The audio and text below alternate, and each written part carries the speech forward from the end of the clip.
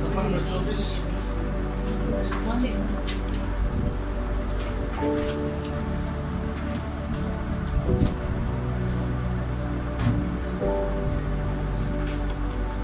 अनुवाद का वजूद है, वह इंसानी वजूद क्या है।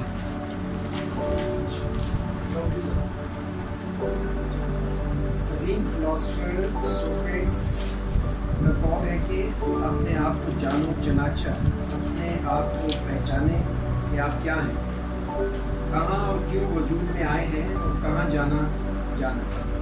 बहुत से लोग अपने आप को समझने और जानने की कोशिश में हैं, लेकिन जो इस बात इससे आगाह नहीं कि इंसान के वजूद का क्या मकसद है, वो अपने आप को ही नहीं जानते। इंसान अपनी मर्ज़ी से दुनिया में आ और जा नहीं सकता, क्योंकि उसे किसी और ने दुनिया में भेजा है। अगर इंसान जान ले कि उसके वजूद का क्या मकसद है, तो वो अच्छे मुस्तक़बिल की उम्मीद रखते हुए दुरुस्त चाल चलन इख्तियार करे। लेकिन इंसान अपने आप को नहीं जानता कि मैं कौन हूँ। इस बहस का मतलब ये है कि इंसान खुद बखुद वजूद में नहीं आ गया। मिसाल के तौर पर हम नई गाड़ी खरीदते हैं तो उसे चलाने के लिए एक हिदायती किताबचा होता है। उसकी मदद से गाड़ी को अच्छी तरह इस्तेमाल कर सकते हैं। चनाचा खुदा ने हमें बनाया और बाइबल बताती है कि वो हमारे बारे में सब कुछ जानता है। इसलिए हम बाइबल के ज़रिए तमाम इंसानी मसाइल का हल तलाश कर सकते हैं और अपने बारे में जान सकते हैं कि हम कौन हैं। यूँ हम कह सकते हैं कि ईमान की ज़िंदगी ये है कि हम अपने खालिक के पास जाकर अपने बारे में मालूम करें। आमतौर पर इंसान दुनिया में बेमकसद ज़िंदगी गुजारता और मर जाता है, लेकिन जो कोई दुनिया में किसी मकसद को सामने रखते हुए अच्छे मुस्तक़बिल की उम्मीद में चलता है, वो सबसे अच्छा वजूद है। दरअसल हवाला जात ऊपर मालूम करेंगे। आज हम देखेंगे कि हम क्या हैं। जैसे शुरू को पढ़ा कि अपने आप को जानो कि मैं कौन हूँ, मैं क्या हूँ और मैं किस लिए भेजा गया हूँ। क्योंकि कलाम अक़दस में अगर हम पैदाइश की किताब को देखें तो कलाम अक़दस में लिखा है, खुदा का कलाम कहता है, आओ हम इंसान को अपनी सूरत और शबीह पर पैदा करें, बनाएं। यानी खुदा ने हमें अपनी सूरत पर, अपनी शबीह पर बनाया है। और जैसे पहले भी मैंने जिक्र किया, खुदा ने बड़ी अफेक्शन से, चाहत से बनाया है। और मैं और आप खुदा की अजीम तरीन तख्लीक है। खुदा ने बड़ी खूबसूरती के साथ, बड़े करीने के साथ हमें बनाया है और ये खुदा की मोहब्बत है। और उसकी मोहब्बत लाजवाल मोहब्बत है। और खुदा की मोहब्बत क्या है? एगापे मोहब्बत। कौन सी मोहब्बत है जी? एगापे या गापे। ये मोहब्बत ऐसी है जिसमें कोई लालच नहीं है, कोई गर्ज नहीं है। और खुदा की मोहब्बत के साथ किसी भी दूसरी मोहब्बत को तशबीह नहीं दी जा सकती। बहुत सारे ऐसे स्कॉलर्स आपको मिलेंगे, आम फहम लोग कहते हैं जी माँ जैसी मोहब्बत कोई दूसरा शख्स नहीं करता, उसमें कोई गर्ज नहीं है। लेकिन यहाँ पर हम प्रूव कर सकते हैं कि माएँ भी मोहब्बत में फर्क रखती हैं। कोई ना कोई ऐसी बेटी या बेटा जिसकी तरफ ज्यादा अट्रैक्शन होती है। तो खुदा की वाहिद मोहब्बत जो मैंने एनालिसिस किया है, इस मोहब्बत जैसी कोई मोहब्बत नहीं है। क्योंकि खुदा ने दुनिया से ऐसी मोहब्बत रखी कि उसने अपना इकलौता बेटा बख्श दिया, ताकि जो कोई इस पर ईमान लाए हलाक ना हो, बल्कि हमेशा बेटा का मतलब है बाप में से निकला हुआ। यानी खुदा ने बशरियत अख्तियार की, खुदा बेटे की सूरत में आ गया। इसीलिए यीशु से ने कहा, जिसने मुझे देखा उसने बाप को देखा। अब खुदा की मोहब्बत ये है कि इंसान या आदम खुदा की सबसे अच्छी तख्लीक थी। खुदा ने इंसान को मोहब्बत से बनाया, लेकिन जब इंसान ने गुनाह किया, नाफरमानी की, तो खुदा और इंसान का तल्लुक टूट गया। जुदाई पैदा हो गई। लेकिन इस इंसान को अपने पास वापस बुलाने के लिए, इंसान को और खुदा के दरमियान उस रिश्ते को बहाल करने के लिए खुदा ने अपनी सबसे कीमती चीज दे दी। वो क्या है? उसका इकलौता बेटा। अदन में भी खुदा ने अपनी कीमती चीज दी। खुदा के अंदर देने की सिफ्त है। वो क्या दी? उसने उसके नथनों में जिंदगी का दम फूंका तो इंसान जीती गया। अब इंसान की जो शबीह है, इंसान की जो बनावट है, इंसान का जो वजूद है, वो रियल में इनर पोर्शन है, आउटर पोर्शन नहीं है, इनर पोर्शन। और वो खुदा की सिफात है, खुदा की वो पाकीज़गी का म्यार, खुदा के देने की सिफ्त। खुदा इंसान को जब प्यार से बुनाता है तो उसमें अपनी सिफात दे देता। उसने उसके नथनों में जिंदगी का दम फूंका तो इंसान जीती जान हुआ। इस इंसान के जीती जान होने का जो पीछे रूट है वो खुदा है। और आप देखें इंसान की जिंदगी में देने की सिर्फ ज्यादा काम करे, लेकिन इब्लीस उससे देने की सिर्फ को छीनना चाहता है। आपकी पॉकेट के नीचे क्या है? दिल। अब खुदा ने देना सिखाया है और उसने अपने इकलौते बेटे को भी दे दिया। और कलाम में वो लिखता है दिया करो ताकि तुम्हें भी दिया जाए। लेकिन इब्लीस हमारे दिल के ख्यालों को तब्दील करता है और वो हमारी पॉकेट को बंद करता है ताकि हम खुदा के काम दी ना दे सकें। और जब देंगे नहीं तो फिर मिलेगा नहीं। यीशु मसीह ने कहा दिया करो ताकि तुम्हें भी दिया जाए। बरकत लेने के लिए आपको कुर्बानी देनी पड़ेगी। और इंसान की बहाली के लिए खुदा ने भी कुर्बानी दी अपने बेटे की सूरत। उसने अपने बेटे को कुर्बान कर दिया। उसने उसके सलीबी कफारा के वसीला से वो बनावट, वो शबी जो खो चुकी थी, वो बहाल कर दी ताकि हम खुदा के साथ दोबारा हमारा राब्ता हो सके, हमारा तल्लुक बहाल हो सके। इसलिए जब यीशु मसीह ने उसको पर कहा कि तमाम हुआ तो वहां पर 2-3 काम हुए।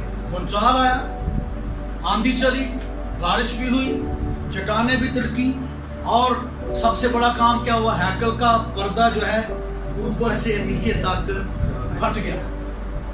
इसका मतलब कि खुदावंद यीशु मसीह जिस मकसद के लिए आया था वो मकसद पूरा हो गया कि पाक मुकाम और पाक तरीन मुकाम में जो पर्दा था हायल वो फट गया।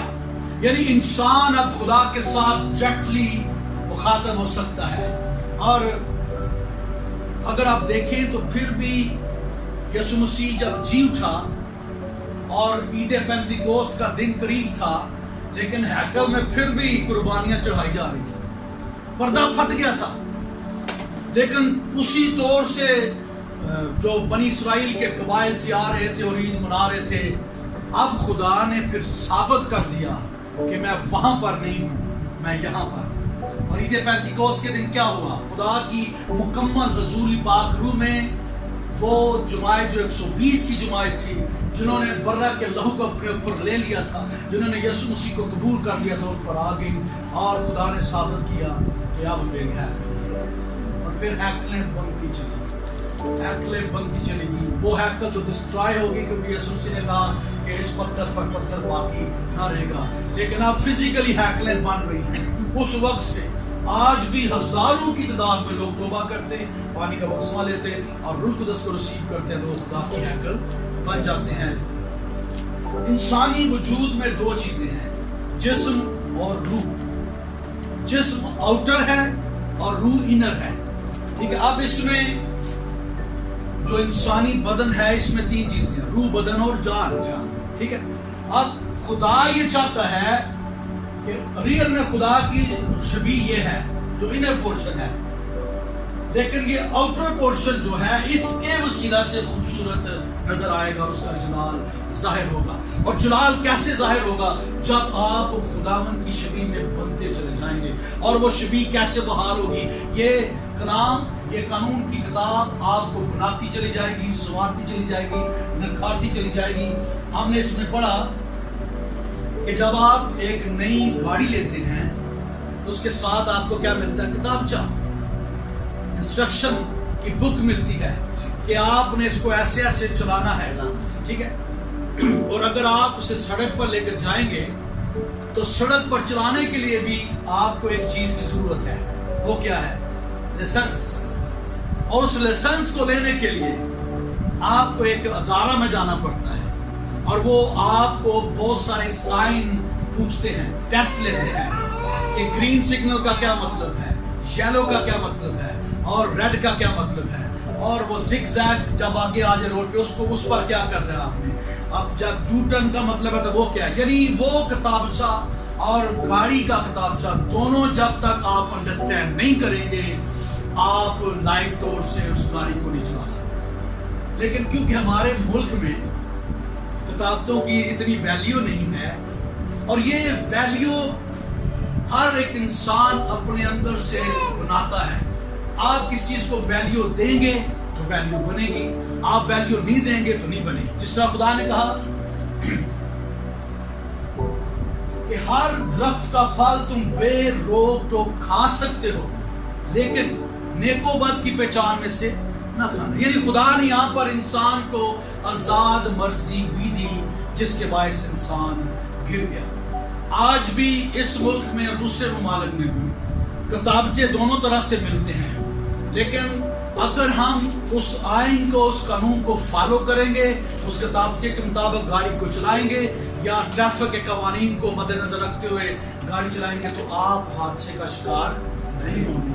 لیکن آج سب سے زیادہ اگر حادثے یہاں پر ہو رہے ہیں، اس کا مطلب ہم سگنل پر رکتے نہیں ہیں، ہم تیزی میں ہیں، ہم ہر اس چیز کو اپنی اجارہ داری سمجھتے ہیں کہ یہ روڈ ہماری ہے، جو دوسرا بندہ آ رہا ہے اس کو ہمیں فالو کرنا چاہیے، نہ کہ ہم اس کو فالو کریں۔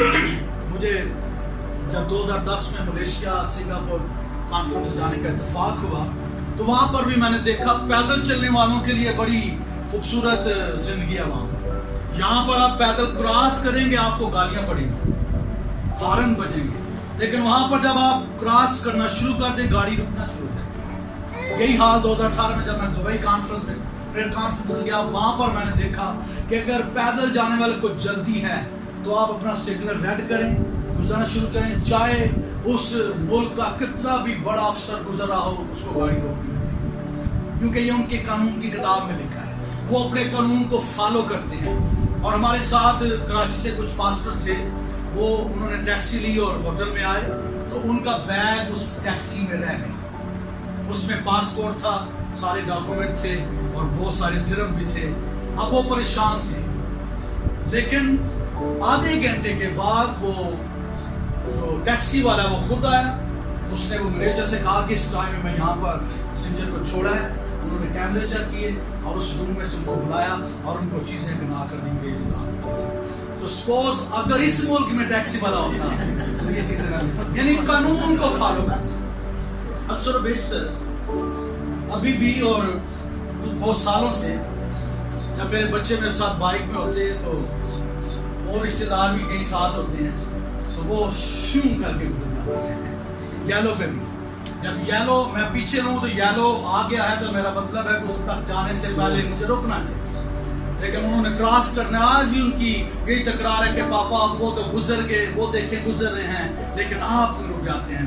میں نے ان کو ایک سوال کہ جب میں یہ جو دنوی قانون ہے اس قانون کو فالو نہیں کروں گا نا، تو یہ روحانی یا الہامی یا خدائی قانون ایزیلی میں توڑ دوں گا۔ تو ایک اور خدا کا بندہ ہے، کچھ سال پہلے میں نے اس کو سنا کہ وہ اس کا ڈرائیور بے شک ایلڈر ہے، اگر رات 12 کے بعد وہ ڈرائیو کر رہے ہیں تو ایلڈر کو یہ آرڈر ہے کہ اگر سگنل چل رہے ہیں رکنا ہے، اگر سگنل نہیں چل رہے تو پھر احتیاط سے گزرنا ہے کہ وہاں سے اس طرف سے کوئی نہیں آ رہا، اس طرف سے نہیں آ رہا۔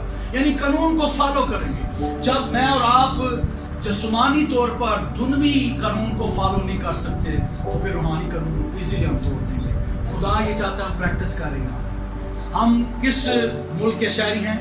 آسمانی ملک۔ اب وہاں پر سونے کی سڑکیں ہیں، سونے کی یہ سڑکیں ٹوٹی پھوٹی ہیں، وہ سونے کی سڑکیں ہیں.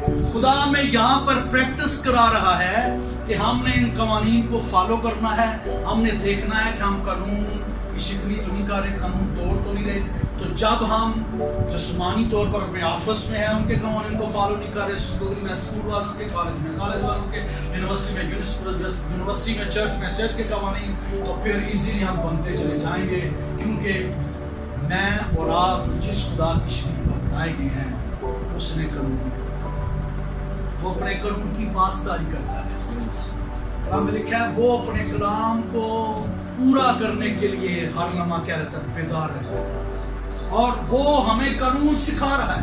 جس طور سے نئی گاڑی کے لیے کتابچہ ملتا ہے, ہمیں یہ قانون کی کتاب ملی ہے, اسی میں سے سارے قانون نکلے ہیں. ہاللیلویہ. یہ سب سے پہلی اور پرانی قانونی کتاب ہے. اس میں آپ کو ہر ایک زندگی کے پہلو کو حل کرنے کے لیے, ہر ایک مسئلے میں سے نکلنے کے لیے, زندگی گزارنے کے لیے, اٹھنے بیٹھنے چلنے پھرنے کے لیے یہ کتاب, یہ آئین, یہ قانون, یہ کام جو میرے اور آپ کے خدا کے ہیں, جس کی شبیہ پر میں اور آپ پلے ہیں, اس نے ہمیں یہ قانون کی کتاب دیا کہ ہم اس کو فالو کریں, اس پر عمل کریں. اس کے کام پر جب ہم چلیں گے تو ہمارا باہر جانا بھی مبارک کا باعث ہوگا, ہمارا واپس گھر آنا بھی مبارک کا باعث ہوگا, ہمارا ٹوکرا بھی مبارک کا باعث ہوگا, ہماری کٹوتی بھی مبارک کا باعث ہوگی, ہمارا کھیت بھی, اور ہم جس کام میں ہاتھ لگائیں گے برکت ملے گی. کیونکہ خدا یہ چاہتا ہے کہ ہم اس کی شبیہ میں ہمیشہ نظر آئیں,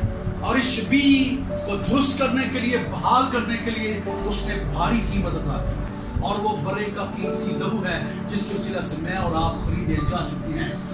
میرا اور آپ کے دنیا میں آنے کا مقصد ہے, ہم بے مقصد نہیں ہیں.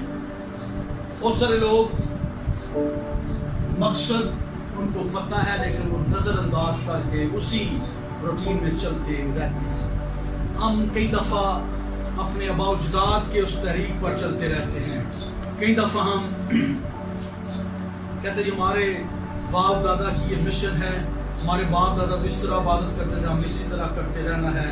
لیکن کلام اقدس میں بریک تھرو میں نظر آئیں گے. اگر آپ آدم کا نسب نامہ پڑھیں تو یہاں پر آپ کو نظر آئے گا یہ آدم کا نسب نامہ ہے. جس دن خدا نے آدم کو پیدا کیا تو اسے اپنی شبیہ پر بنایا, نر و ناری ان کو پیدا کیا اور ان کو برکت دی, اور جس روز وہ خلق ہوئے ان کا نام آدم رکھا. دونوں کے لیے ہے. کئی دفعہ ہم کہتے ہیں نہیں جی عورت ہمارے برابر نہیں ہے, اختیار میں برابر نہیں ہے. اختیار سربراہ آدم کو دیا, یعنی سربراہ جو شوہر ہے اس کو دیا, لیکن اس نے دونوں کو آدم کا, دونوں کی ویلیو ہے, دونوں کو خدا عزیز رکھتا ہے, دونوں خدا کی شبیہ پر ہیں. یہاں پر لکھا ہے اور سیت پیدا ہوا, سیت کی پیدائش کے بعد آدم 800 برس جیتا رہا اور اس سے بیٹے اور بیٹیاں پیدا ہوئیں. یہ ٹائٹل چلتا آ رہا تھا. آدم نے ان احکام کو اپنے بیٹوں کی زندگی میں ٹرانسفر کیا, لیکن ہمیں اس نسب نامہ میں ملتا ہے سیت سے فلاں پیدا ہوا, وہ اتنے برس جیتا رہا, اس سے بیٹے بیٹیاں پیدا ہوئی. پھر اگلا بندہ آیا, وہ اتنے سال جیتا رہا, بیٹے بیٹیاں پیدا ہوئی. لیکن جب ہم آتے ہیں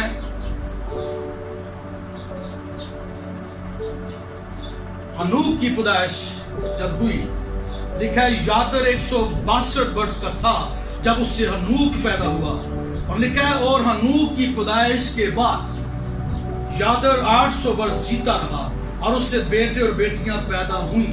یہاں پر بھی ذکر ہے.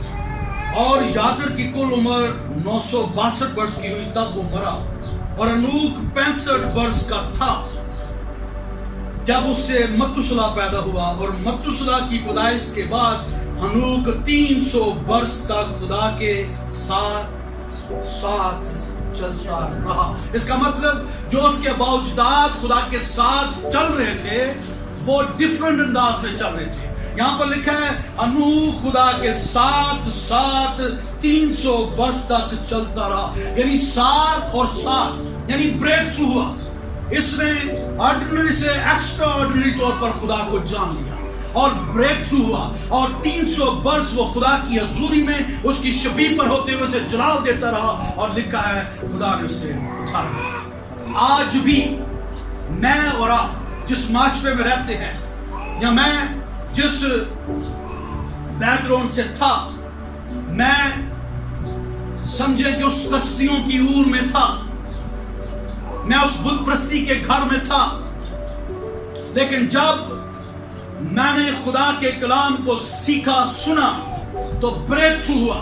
मैंने जाना कि मेरे बावजूदात खुदा को ऑर्डिनरी प्रस्तुत उसके कर रहे हैं, ऑर्डिनरी चल रहे हैं, मुझे एक्स्ट्रा ऑर्डिनरी जाने की जरूरत है। और फिर मैंने कलाम को सीखना शुरू कर दिया, कलाम में गोताजनी शुरू कर दी, और फिर खुदा ने मुझे अपने कलाम के जरिए से बरकत दी और मेरे ज़हन को खोला, और मैंने जाना कि मुझे यीशु मसीह में नई पैदाइश की जरूरत है। और खुदा ने मुझे कसदियों की ओर से निकाला, और फिर मैं दोबारा कसदियों की ओर में नहीं गया, बुत प्रस्ती के घर में नहीं गया, मरियम प्रस्ती के घर में नहीं गया, और खुदा मुझे ग्रेजुअली बढ़ाता चला गया और मुकाशफा देता चला गया, और उसने मुझे पहचान दी, और उसके जरिया से मैंने बहुत सारे लोगों तक खुदा की हकीकत को पहचाना कि मेरा मकसद सिर्फ बेटे और बेटियां पैदा करना है। मेरा मकसद है उन्हें खुदा तक पहुंचाना है, खुदा की रियल पहचान देना है कि मेरा खुदा कुदरत से बड़ा है, वो ऐसा खुदा है, उसके अलावा कोई सजदों के लायक नहीं, कोई प्रस्तुत के लायक नहीं, कोई तमजीद के लायक नहीं। इसलिए ये जो कानून की किताब है, इसको हमने पढ़ना है। जब जब पढ़ेंगे फिर समझ आएगी। अगर आप दूसरों पर तकिया करेंगे कि जो ये बुनाद, जो ये खादम कह रहा है वो ठीक कह रहा है, बेशक वो गलत कह रहा है। और हम ये सुनते आए हैं, हमें रसूमात पर लगाया गया था, हमें बताया ही नहीं गया कि शख्सी निजात दहिंदा कैसे कबूल करना है, हमें बताया नहीं क्या कि रिपेंट क्या है, तौबा क्या है, तौबा के बाद अगला स्टेप क्या है, उससे अगले स्टेप के बाद अगला स्टेप क्या है, और हमारी जिंदगी का मकसद क्या है। हमें सिर्फ यही बताया गया कि हमारी जिंदगी का मकसद सिर्फ ऊपर के चढ़ाना है, सिर्फ मन के बढ़ना है, सिर्फ रसूमात की इबादत करना है। लेकिन जब कलाम को सीखा गया, कलाम को समझ में आना शुरू हुआ, तो फिर इस कानून की किताब ने ग्रेजुअली बदलना शुरू कर दिया, और घंटों पर मुहीद दुआया जिंदगी शुरू होगी, फास्टिंग प्रेयर शुरू होगी, और खुदा ने मुकाशफा देता चला गया, खुदा के कलाम की समझ आना शुरू हो गई, और दूसरों तक ये कलाम पहुंचा। आज खुदा का शुक्र है, वाकई में कसदियों की ओर से निकले हुए राउंड अबाउट 25 खादम हैं, और 25 खादमों के पास अगर 30-30 खानदान भी हों, तो आप देखें कितना काम हुआ है, खुदा ने कसदियों की ओर से निकाला है। और आज खुदा का जलाल है कि कसदियों की ओर वाले चैलेंज करते हैं कि उनके जुलूस में नहीं जाना, वो गलत तालीम देते हैं। जैसे कुफ्र-ए-नहूम में यीशु मसीह कलाम सुना रहा था, और फकीयों फरीसियों ने कहना शुरू कर दिया ये तो नई तालीम है, क्योंकि ये हमारे फकीयों फरीसियों की तरह नहीं बल्कि साहिब इख्तियार की तरह बोलता है, कलाम करता है। हालांकि यीशु मसीह की तालीम वही थी, क्योंकि अगर आप पुराने अहदनामे को और नए अहदनामे को देखें तो इनमें आपस में एक चीज अटैचमेंट है।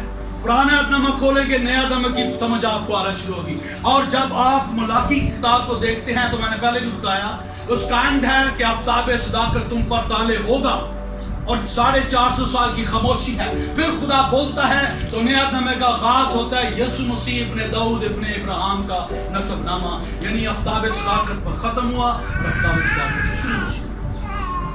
तो जब हम खुदा के कलाम को जानना शुरू कर देते हैं, तो फिर खुदा आपको बताता है कि मैं इसलिए आया कि वो जिंदगी पाए।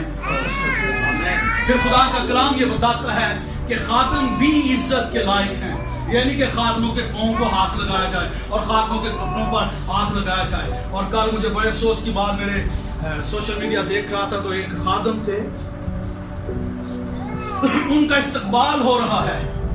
फूल फेंकना बुरी बात नहीं है, लेकिन कस्बियों पर जैसे नोट निशावर करते हैं, खादम कस्बी नहीं है, खादम खुदा का ममसू है, खुदा का एम्बेसडर है। ये तकरीम नहीं है कि आप नोट निशावर कर रहे हैं, ये इज्जत नहीं है। वेलकम इसी तरीके से करना चाहिए। और खादम ने भी रेजिस्टेंस नहीं किया, जबकि मैं कलाम कहता है, पौलुस के साथ भी हुआ, पतरस लोगों के साथ भी हुआ कि लोगों ने उनको सजदा करना शुरू कर, उन्होंने कहा हम सजदे के लायक, खुदा को सजदा करो। खादमों को देखना है कि हम खुदा के एम्बेसडर हैं, कहीं ऐसा तो नहीं कि खुदा से ज्यादा हमें लोग इज्जत तो नहीं दे रहे। उनको स्टॉप करें, کہ میری عزت خدا کے برابر نہیں ہے. خدا مجھ سے سپیریئر ہے. اگر وہ مجھے مقرر نہ کرتا تو میں خاتم نہ ہوگا. اگر میری عزت ہو رہی ہے تو خدا کی عزت ہو رہی ہے. لیکن مجھے یہ بھی دیکھنا ہے کہ کہیں اس میں بت پرستی کا عنصر نہیں ہے. تو اس لیے کانشیس رہنے کی ضرورت ہے, کیونکہ میں اور آپ خدا کی شکل پر بنائے گئے ہیں. میرا اور آپ کا دنیا میں آنے کا مقصد یہ ہے کہ ہم خدا سے برکت پاتے ہیں, کیونکہ اس نے مجھے اور آپ کو برکت دینے کے لیے بلایا ہے. اس نے کہا میں نے تمہیں برکت دی ہے, بڑھو پھلو پھولو اور زمین کو محکوم کرو. اور پولس رسول کہتا ہے برکت چاہو لعنت نہ کرو. ہم برکت بنے اور برکت آگے ٹرانسفر کریں, کیونکہ میری اور آپ کی زندگی کا مقصد ہے کہ ہمیں جو برکت ملی ہے ہم برکت کو ڈلیور کریں. ہمیں جو خوشخبری ملی ہے خوشخبری کو ڈلیور کریں. ہم پر جو خدا کا جلال اترتا ہے وہ جلال ہمارے تک محدود نہ رہے بلکہ ٹرانسفر ہو. یہ جلال کیسے ٹرانسفر ہوتا ہے؟ جب آپ خدا کے حضور میں جھکیں گے. موسیٰ کو خدا نے بلا لیا, اس نے کہا اوپر آ جا. 40 دن 40 رات موسیٰ خدا کی حضوری میں ہے. جب موسیٰ نیچے اترتا ہے تو لوگ کہتے ہیں اپنے چہرے کو ڈھانپ لے, کیونکہ ہم چہرے کی تاب نہیں لا سکتے, کیونکہ جلال اترا تھا. جلال کیسے اترا؟ خدا کی حضوری میں. اور مقدس داؤد کہتا ہے تیرے حضور میں کامل شادمانی اور تیرے دائیں ہاتھ میں دائمی خوشی ہے. تو جتنا زیادہ آپ خدا کی حضوری میں آئیں گے اس کا جلال آپ پر ٹھہرے گا, اور اس کا جلال آپ میں سے نظر آئے گا. اور آپ جب لوگوں سے ملیں گے تو لوگوں کے اندر کشش آئے گا.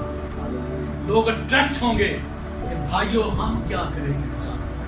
پھر آپ کہیں گے تو ایمان لا تو تو اور تیرا گھرانہ نجات پائے گا, مقصد سی رہائی ملے گی.